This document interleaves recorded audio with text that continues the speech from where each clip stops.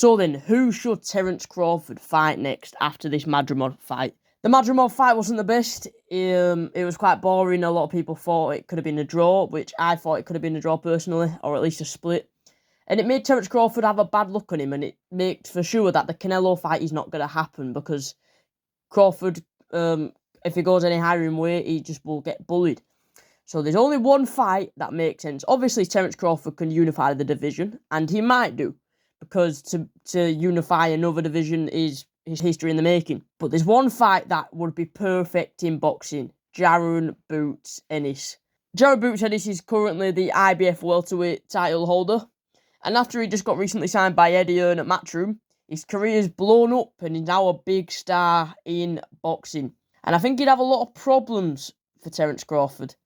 So let's look how them two would fare against each other. If the fight was at welterweight and Jaron Boots Ennis in the meantime, because Terence Crawford only fights once a year, so this fight won't be making it until 2025. Jaron Boots Ennis can get another title or two. Then they can fight for the unified welterweight champion of the world again for Bud Crawford. Because Terence has the WBA, Boots Ennis has the IBF, so it's the WBC and WBO that need to be getting. Jaron Boots Ennis could fight Mario Barrios for the WBC for his next fight, and then he would fight Terence Crawford. Terence Crawford has the age factor, with him being 27 and Terence Crawford being 36.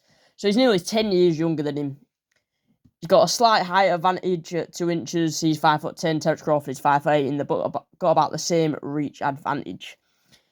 In the ring, I think the fight would be a good one, because I think Jaron Boots Ennis would be going for him, and Crawford would be trying to counter every punch. But it would not be like the Madrimov fight. There'd be much more pressing, and there'd be much more at it, and it'd be a very active fight. It's all like the Errol Spence fight. I think Boots Ennis, honestly, would beat Terence Crawford.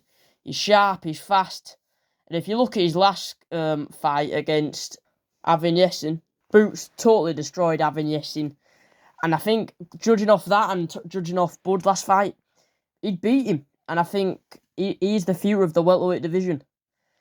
It would be a big money fight in America, especially. Put this in a massive stadium in Las Vegas. I think it would be a great seller, because we know Bud can't fight Canelo. He's just not good enough.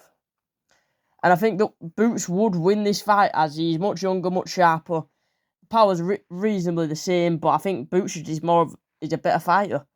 Of course, technically, you could say in boxing IQ, Terence Crawford is better. But Boots is younger, a lot sharper, and he's the new generation of boxing. Put down in the comments what you think of this fight. Who do you think would win? A lot of you Terence Crawford fanboys would probably say Terence Crawford is still going to win. But judging off that Madrimov fight, I think Boots would win this fight, and it's a fight that should be made. Thanks for watching, boys, and I'll see you in the next one. Peace.